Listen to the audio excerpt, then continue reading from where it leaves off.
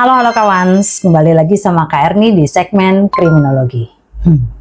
Kawans, baru-baru ini ada yang sah nih, tapi sayangnya bukan hubungan mesra ya. Ada yang dikebut, tapi bukan jenjang romansa kamu. Dan dia, maaf nih, tapi Kak Erni lagi ngomongin sesuatu yang nggak sampai 3 minggu sudah diketok palu tiba-tiba. Tapi rasanya kebijakan percepatan gini kok kayaknya udah jadi normal ya dalam 12 tahun terakhir. Ya, betul.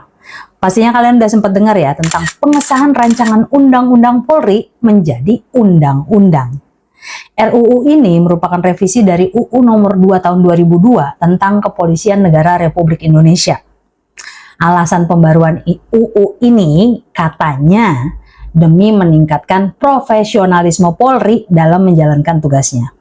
Dan Ketua Komisi 3 DPR Habibur Rahman mengklaim bahwa pembahasan RUU Polri sudah melibatkan publik melalui rapat dengar pendapat umum atau RDPU. Tapi, apakah benar demikian? Dan apakah perubahan UU Polri ini benar dilakukan demi kepentingan rakyat? Yuk, kita coba bedah. Gak sampai 3 minggu, pemerintah dan DPR itu mengesahkan rancangan Undang-Undang Kepolisian Negara Republik Indonesia atau RUU Polri. Katanya sih pembahasan mengenai RUU ini mulus karena nggak ada perdebatan panjang antara para fraksi, makanya bisa ketuk palu dengan cepat tuh. Pembahasannya ini berkaitan dengan revisi 10 pasal dan menyisipkan 7 pasal baru yang disesuaikan dengan pemenuhan kebutuhan hukum masyarakat, perkembangan paradigma penegakan hukum, dan perkembangan peraturan terkini. Nah, beberapa penyesuaian itu meliputi isu yang selama ini jadi sorotan publik ya, seperti aturan peran polisi di jabatan sipil.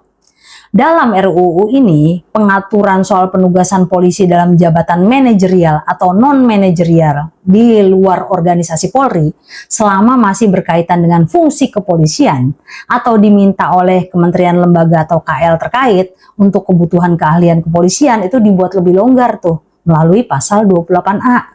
Di mana pasal itu menyatakan bahwa polisi tidak perlu mundur atau pensiun dulu ketika menjabat di KL. Berbeda dari ketentuan sebelumnya di pasal 28 ayat 3 Undang-Undang nomor 2 tahun 2002. Di pasal 30 dibuat juga itu perubahan tentang batas usia pensiun ya, yaitu bagi Tamtama dan Bintara itu batasnya jadi 59 tahun dan bagi perwira pertama, menengah dan tinggi itu batasnya jadi 60 tahun. Khusus bagi perwira tinggi bintang 4 ya, usia paling tinggi itu adalah 60 tahun dan dapat diperpanjang 1 tahun sesuai kebutuhan yang ditetapkan berdasarkan keputusan presiden ya. Di ayat lain dinyatakan juga tuh bahwa batas usia pensiun ini dikecualikan untuk polisi yang sedang menduduki jabatan fungsional. Jadi mereka menyesuaikan peraturan perundang-undangan pejabat fungsional. Belum lagi kalau sangat dibutuhkan mereka bisa perpanjang 1 tahun gitu. Nah, selanjutnya berkaitan dengan Komisi Kepolisian Nasional atau Kompolnas itu ada setidaknya 3 pasal yang direvisi dan 4 pasal tambahan. Nah, mereka ini diberi tugas baru ya, yaitu memberikan masukan kepada Presiden mengenai pembangunan budaya integritas dan profesionalitas Polri dan mengenai pelaksanaan pembangunan budaya organisasi dan kinerja Polri. Dari sisi keanggotaan ditambahin juga nih unsur akademis di dalamnya. Payung hukum struktur organisasi dan tata kerjanya juga diubah menjadi peraturan presiden yang sebelumnya diatur dalam keputusan presiden.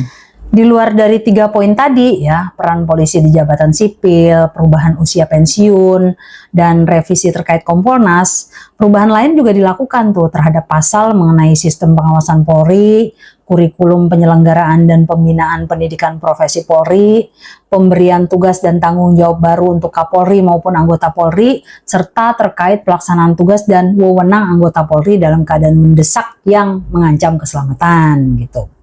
Ya memang sih kalau dilihat dari beberapa perubahan ada upaya-upaya penyesuaian dengan kondisi terkini.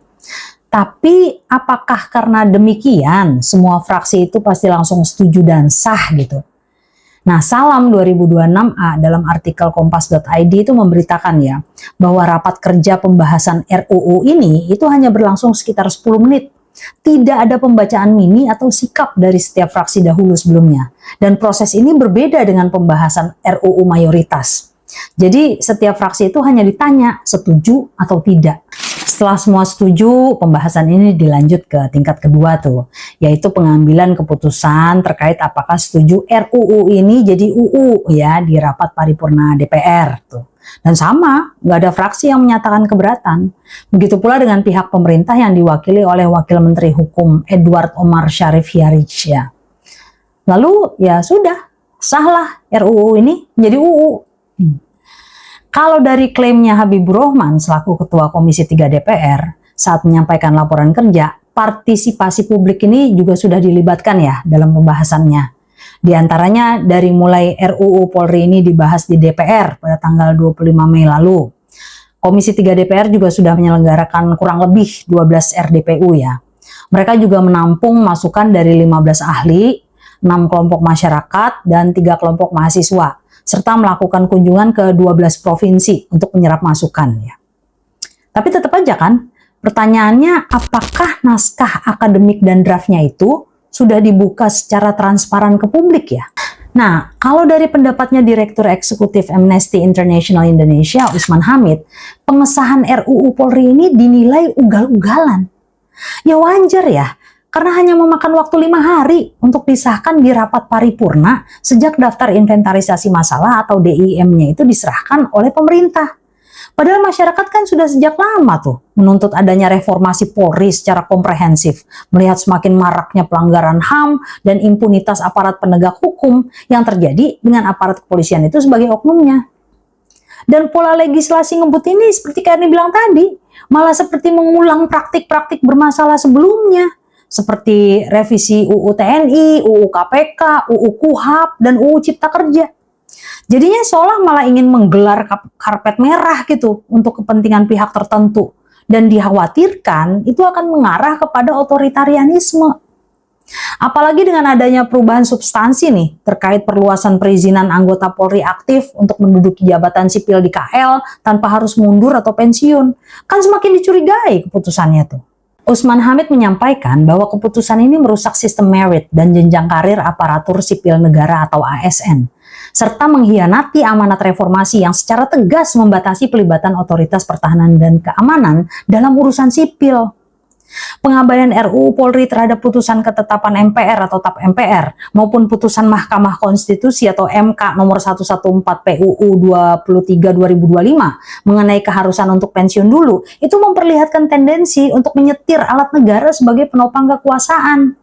Kekecewaan yang sama juga disampaikan tuh oleh Koalisi Masyarakat Sipil untuk Reformasi Kepolisian atau RFP yang secara tegas menolak rencana DPR dan pemerintah terkait pengesahan RUU Polri. Karena revisi UU ini yang seharusnya dilakukan secara akuntabel itu tidak memberikan kesan baik kepada masyarakat. Akhirnya jadi mempertanyakan ya, galang pendapat yang tadi disampaikan Habibur Rahman itu bersama unsur masyarakat, ahli, mahasiswa, dan lainnya, itu apakah benar mereka bersikap independen atau ada orang di belakangnya nih? Kok pernyataannya bahwa publik itu sudah dilibatkan malah bertolak belakang dengan apa yang dirasakan publik lewat perwakilannya ini? Oke kawan, sampai sini kita udah lihat fakta-faktanya ya. Ada proses kebut 5 hari, rapat kerja 10 menit, dan substansi yang dianggap menabrak putusan MK. Tapi Karni mau bawa kalian satu langkah lebih jauh nih. Karena pertanyaan yang sebenarnya itu bukan cuma ini buru-buru atau enggak. Tapi siapa yang sebenarnya diuntungkan dari proses dan substansi seperti ini? Dan apakah ini bisa disebut sebagai bentuk kejahatan meskipun belum ada korban yang kelihatan? Untuk menjawab itu, kita butuh kerangka yang agak berbeda ya dari kriminologi konvensional. Ada nih cabang kriminologi yang justru fokus ke aktor-aktor yang berada di puncak struktur kekuasaan. Namanya crimes of the powerful, atau kejahatan orang kuat, atau kejahatan orang yang berkuasa lah. Yang dikembangkan oleh David Friedrich pada tahun 2007 dan diperdalam oleh Vincenzo Ruggiero di tahun 2021. Karni nggak akan terlalu dalam ngupasnya, karena Karni ingin kalian yang melakukan penggalian dari teori ini ya. Jadi kerangka ini berargumen bahwa penyimpangan paling merugikan dalam masyarakat modern itu seringkali bukan dilakukan oleh individu di jalanan, tapi oleh aktor-aktor yang punya akses terhadap instrumen hukum dan kebijakan itu sendiri. Bedanya dengan korupsi biasa, crimes of the powerful itu tidak selalu melanggar hukum secara teknis, tapi justru sering menggunakan hukum sebagai alatnya. Nah, kalau penjahat konvensional itu kan melanggar hukum yang ada ya. Aktor penguasa dalam konteks ini punya kemewahan yang jauh lebih besar. Mereka bisa mengubah hukum agar tindakan mereka tidak lagi dikategorikan sebagai pelanggaran.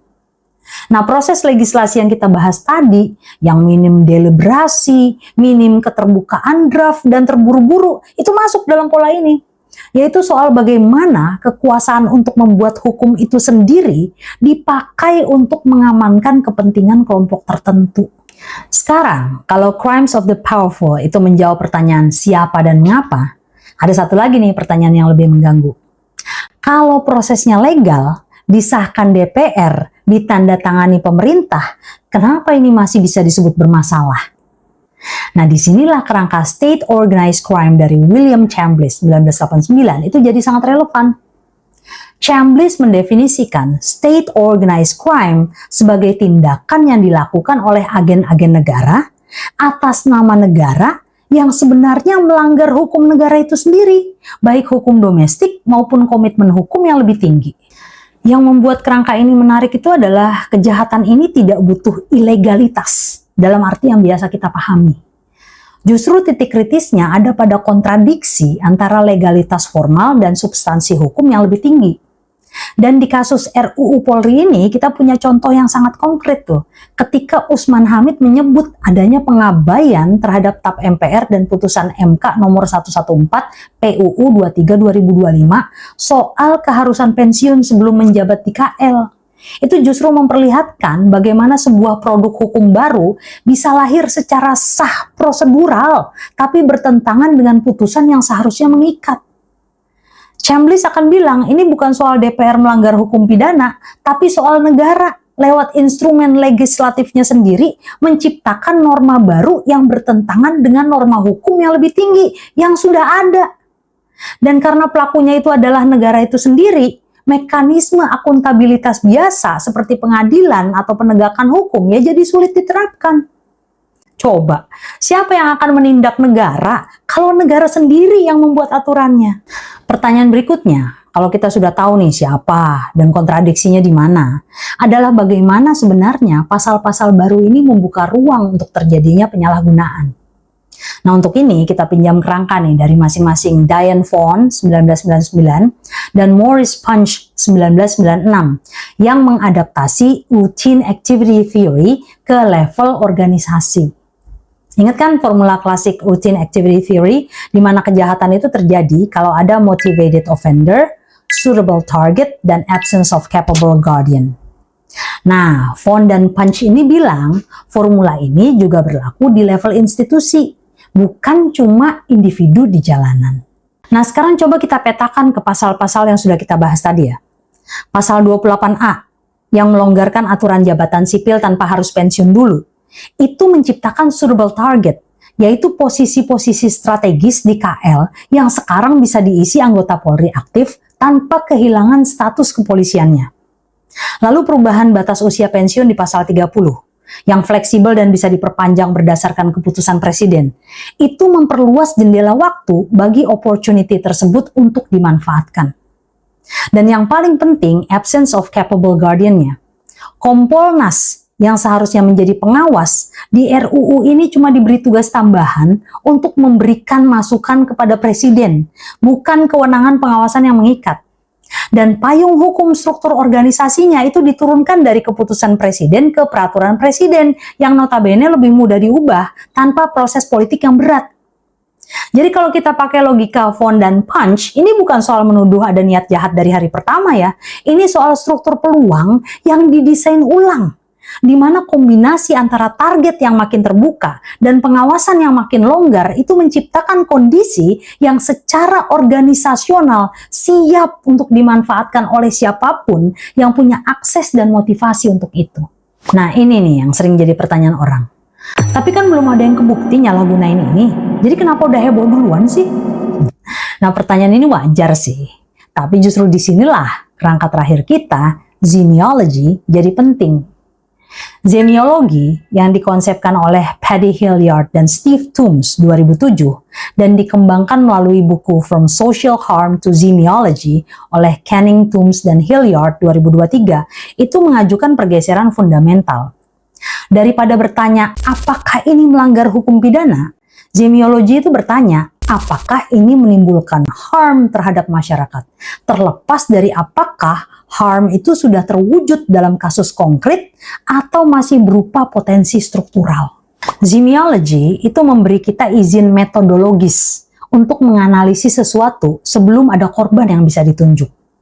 Karena kalau kita tunggu sampai ada kasus konkret penyalahgunaan pasal 28A, misalnya ada anggota Polri aktif ya yang menduduki posisi strategis di KL dan menyalahgunakan posisi gandanya, itu artinya kita baru bertindak setelah harmnya terjadi.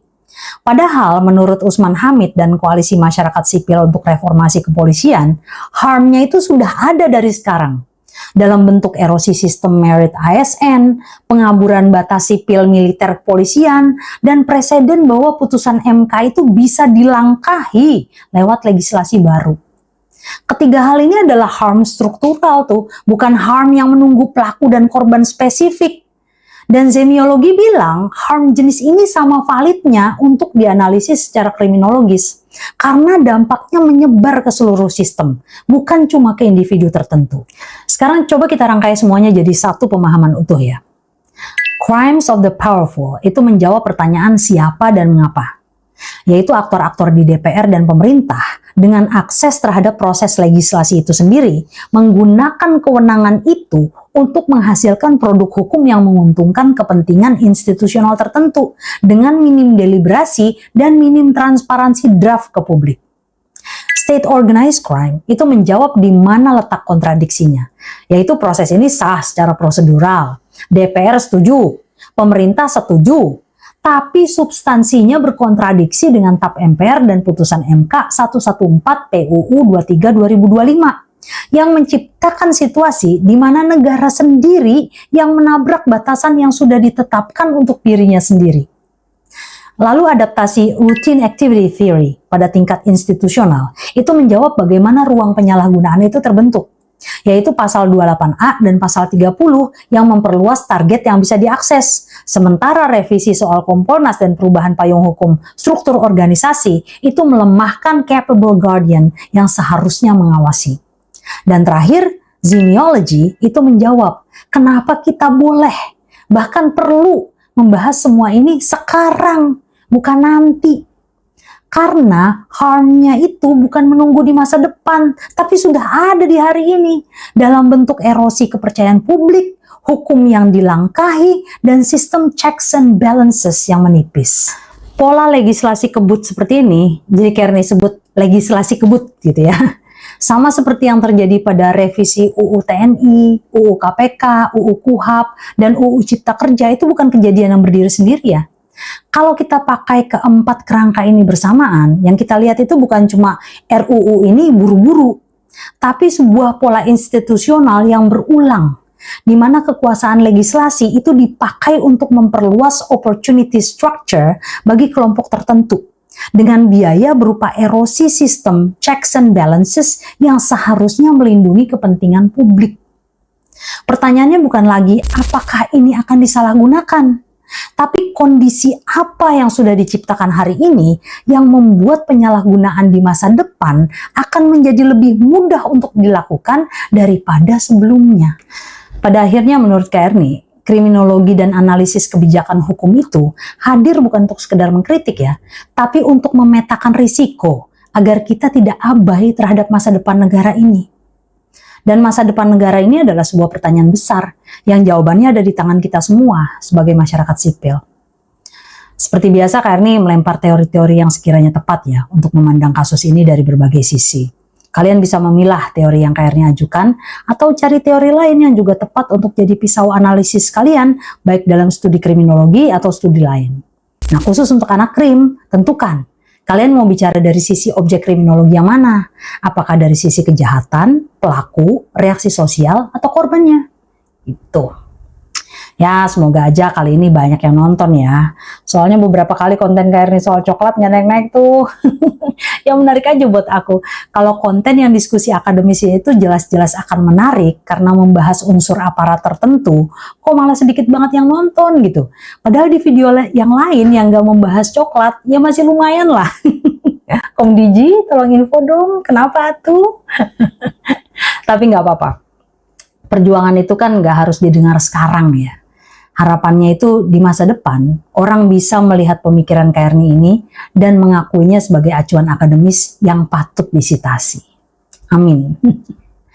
Kalau kalian merasa konten kriminologi ini bermanfaat, jangan lupa buat klik tombol like, subscribe, dan nyalakan lonceng notifikasinya supaya nggak ketinggalan bedah kasus kriminologi selanjutnya. Jangan lupa juga buat follow akun Kak Erni di TikTok, Instagram, dan Threads di @ernikriminologi untuk konten-konten edukatif harian lainnya. Punya pendapat atau pertanyaan terkait kasus ini? Yuk, kita diskusi sehat di kolom komentar di bawah. Sampai jumpa di video berikutnya. Tetap kritis, tetap empati, dan jangan pernah berhenti belajar. Semangat akademis!